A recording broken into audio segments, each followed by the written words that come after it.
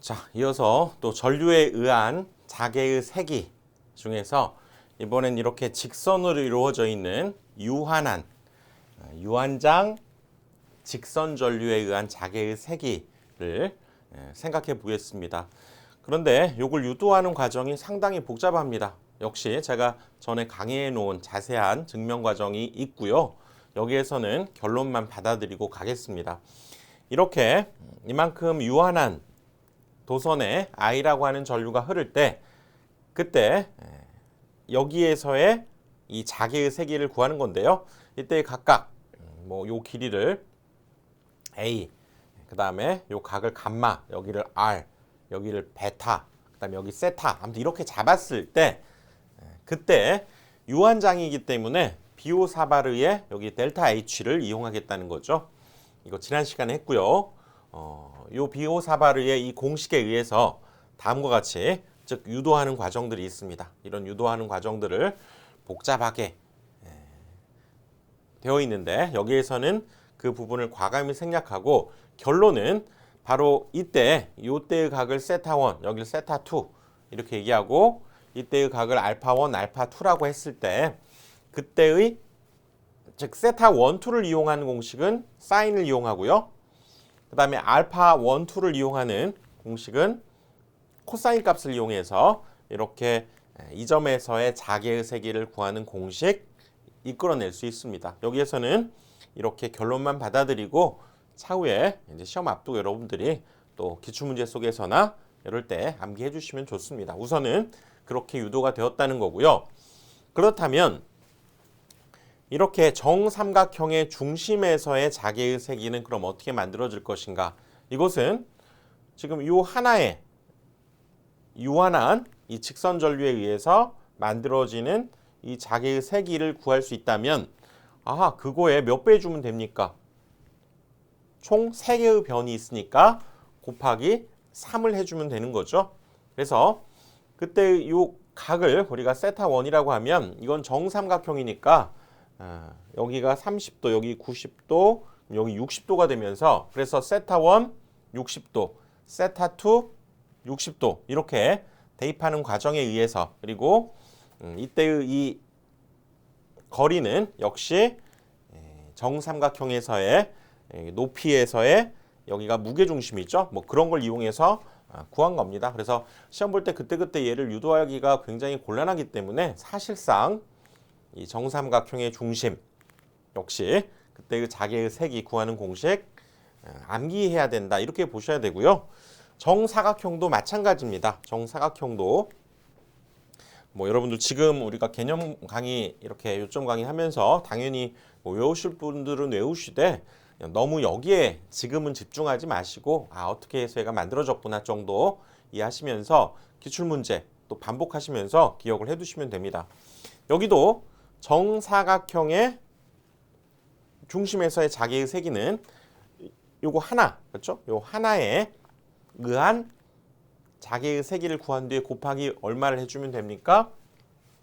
4개를 해주면 되고 그때 여기에서 만들어진 요 각을 지금 우리가 세타1 뭐 이렇게 잡기 때문에 여기 세타1 45도, 세타2도 여기가 세타2 이렇게 대입해서 역시 이때의 길이 2분의 1이 되죠. 전체 길이를 L이라고 했을 때 아무튼 그런 과정에 의해서 역시 이렇게 유도할 수 있습니다. 근데 시험 볼 때 그때그때 얘를 유도하기는 곤란하고 그렇게 해서 얘가 만들어주구나 정도 여러분들 기억하시면서 이 공식 그 다음에 정육각형도 마찬가지겠죠. 얘는 여기 하나의 변에 의한 자개의 세기를 구할 수 있다면 곱하기 뭘 해주면 될까요?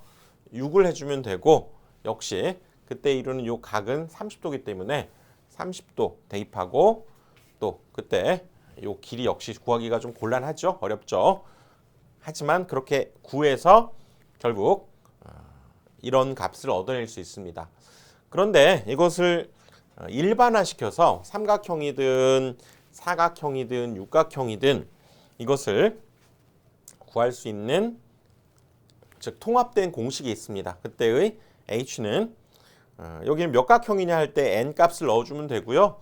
이때의 R은 그 다각형의 외접원의 반지름을 R이라고 합니다. 그렇게 해서 탄젠트 역시 N각형일 때의 N분의 파이 이 공식에 집어넣어주면 정삼각형, 정사각형, 정육각형 다 이걸로 해결이 됩니다. 요거 참고로 기억을 해두시고요. 그래서 나는 모든 거 외우기 싫고 이거 하나 외워서 여기에 대입해야 되겠다. 그 대신 이 라지 R, 즉 이 값은 그 다각형의 외접원의 반지름입니다. 그렇게 해서 대입을 해주시면 역시 구할 수 있는데 기본적으로 정삼각형, 정사각형, 정육각형 이렇게 역시 대입을 해봐도 이 값이 나오는 것을 알 수가 있습니다. 자, 요게 범용, 일반적으로 쓸 수 있는 공식이 되는 거니까요. 자, 이번에는 무한장 솔레노이드에 의한 자개의 세기로 갑니다. 무한장 솔레노이드라고 하는 것은 자, 이렇게 생긴 뭐 철심 또는 매질에 이렇게 절연되어 있는 전선을 감는 거죠.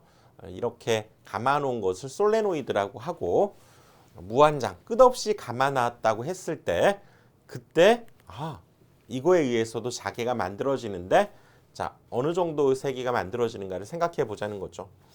이렇게 감은 뒤에 이렇게 전류를 흘려주게 되면 자개가 만들어지는데 바로 이렇게 생긴 솔레노이드 바깥쪽을 의미합니다. 여긴 O는 아웃을 지금 나타냈던 거고요. 즉 이 바깥쪽, 요 솔레노이드 바깥쪽 이 부분이라든가 이 부분 바깥쪽에 자개의 세기는 0이 됩니다. 기억을 해두시고요. 그렇다면 이 내부에서의 자개의 세기도 이거 앞에서 우리가 봤던 대로 여기에 전류를 I를 흘려주게 되는데 보니까 몇 번 감았느냐에 따라서 더 많은 자개가 만들어지기 때문에 이때 I는 전류고요. N은 감은 횟수 그리고 L은 이 전체의 길인데 사실 굉장히 큰 솔레노이드라고 했기 때문에 여기 L분의 N이라고 하는 이 부분 I를 제외한 L분의 N이라고 하는 이 부분은 단위 길이당 권수로 우리가 생각할 수 있습니다. 그래서 I는 그대로 써주고요. 여기는 스몰 n, 소문자를 썼죠. N0 이렇게 표현한 것은 단위 길이당 감은 횟수를 뜻합니다. 코일의 단위 길이당 감은 횟수를 뜻하고요. 감은 횟수를 우리가 턴이라고 하기 때문에 턴 per 미터 이렇게 되는 거죠. 그래서 단위 길이당 감은 횟수에다가 전류값이 곱해지면 그게 바로 이 내부에서의 자개의 세기가 얻어진다는 거 기억을 합시다. 그 다음에 이렇게 감은 것 이걸 우리가 환상 솔레노이드라고 하는데 환이라고 하는 것은 고리죠. 고리 이렇게 감아놓은 환상 고리 모양의 솔레노이드에서 여기에 전류를 흘려주게 되면 역시 지금 자개가 만들어지게 되는데요. 자 여기에 총 n번 감았다고 가정을 합시다. 일반화해야 되니까.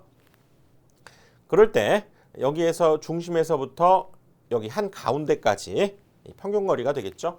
그때의 거리를 R이라고 한다면 이 환상 솔레노이드 이 가운데라든가 이 바깥쪽에서는 자개가 생기지 않는다는 거예요. 0이다. 기억을 하시고요. 그럼 어디에 생기냐? 당연히 환에서 자개가 만들어지게 되는데 그 솔레노이드 내부에서는 역시 모두가 다 동일한 평등 자개가 만들어지고 이것도 그러네요. 여기 I라고 하는 전류를 흐를 때 N번 감았으면 NI만큼이 되고요. 그리고 이 길이가 도대체 어느 정도냐에 따라서 그 길이로 나눠준 값이 되겠죠. 그러니까 여기 L은 지금 반지름이 R이라고 했기 때문에 2파이 R이 되겠죠. 2파이 R. 그래서 2파이 R분의 NI 이 꼴이 만들어집니다. 그래서 저 그림을 보면서 여러분들이 공식을 사실상 계속 반복해서 유추해낼 수 있는 반복이 좀 필요하다. 이렇게 볼 수 있습니다. 역시 전류 I는 암페어고요. N은 권수, 턴이 되는 거죠. 그리고 얘는 길이니까 미터. 그래서 암페어 턴 퍼 미터. 자, 내부나 외부에서는 자개가 없고 솔레노이드 내부에서 다음과 같이 자개가 만들어진다는 거 기억을 해봅시다. 즉 L은 이제 평균 자로의 길이라고 그래서 여기 지금 이 길이가 되는 거죠. 여기에서 반지름이 R인 이제 원주가 되겠죠. 원주. 자, 이렇게 해서 이제 정리를 해봐야 됩니다. 정리. 우리가 전 강의에서 했었던 이런 원형 코일의 중심 축에서의 자개의 세기 이거였고요. 그 다음에 여기 중심에서의 자개의 세기는 여기 x 대신에 0을 집어넣어서 정리한 것이 바로 여기 전류 I가 흐를 때 그때 이 원의 지름으로 나눴던 거 기억하십니까? 이렇게 반복해서 해주셔야 되고요. 그 다음에 이렇게 어떤 전류가 흐르고 있을 때 자, 여기에서 자개의 세기를 이렇게 쭉 전체적으로 이 둘레의 길이만큼 적분을 해보면 여기에 흐르는 전류값과 같다라고 하는 이 식이 바로 앙페르의 주의 적분 법칙이라고 그랬죠. 시험에 잘 나옵니다. 이거 기억을 특별히 더 해주셔야 되고요. 그 다음에 무한 직선 전류 요거였죠. 그래서 무한 직선 전류에서 여기 R만큼 떨어진 곳에서의 자개의 세기는 그 전류값을 이 원의 둘레의 길이로 나눈 것으로 여러분들 연상하면서 생각을 하셔야 됩니다. 그리고 비오사바르 법칙 이거 기억하셔야 된다고 그랬죠. 비오사바르의 법칙 지금 정리해 보고 있습니다. 그 다음에 유한 직선 전류에 의한 두 개의 공식이 있었죠. 여기 세타1, 세타2를 이용한 공식, 그 다음에 여기가 알파1, 알파2가 주어지면 그걸 이용한 공식 두 가지가 있었고요. 그 다음에 무한장 원주형 도체에서 일반적으로 외부에서는 얘는 그냥 이렇게 생긴 무한 직선 도체에서의 전류, 즉 I가 흐를 때 반지름이 R인 원의 둘레를 나눠준 거였죠. 그래서 내부에서는 0이었죠. 언제? 겉에만, 표면에만 전류가 흐를 때에는 0이었고 내부에도 균일하게 전류가 흐를 때에는 여기 R 대신에 한 차수 올린 A제곱 그 다음에 여기에다가는 R을 곱해서 이렇게 만들었던 공식 정리해 봅니다. 그 다음에 무한 솔레노이드에서는 외부에서는 방금 했죠. 자개의 세기가 0이었고 내부에서는 N0I, I는 전류값, N은 단위 길이당 가문 횟수, 권수라고도 하죠. 단위 길이당 권수를 의미했습니다. 방금 환상 솔레노이드에서는 역시 중심이라든가 외부는 자개가 0이었고요. 그 다음에 여기 내부에서는 몇 번 감았느냐 하는 NI 그리고 반지름이 R일 때 2파이R로 나눠준 값이 이 환상 솔레노이드 내부에서의 자개의 세기였죠. 자, 이것을 반복을 통해서 이거는 이제 사실상 암기사항이다 이렇게 보셔야 됩니다. 시험 보기 전에 외우셔야죠. 근데 시험 보기 바로 전에 외우십니까? 조금씩 반복하면서 주기적으로 해주시면 분명히 이거 여러분들 의미를 좀 부여하면서 생각하시면 암기가 가능합니다. 그리고 정삼각형, 정사각형, 정육각형 여기에서의 중심에서 즉 정N각형의 중심에서의 자개의 세기 구하는 일반적인 공식이 이거였고요.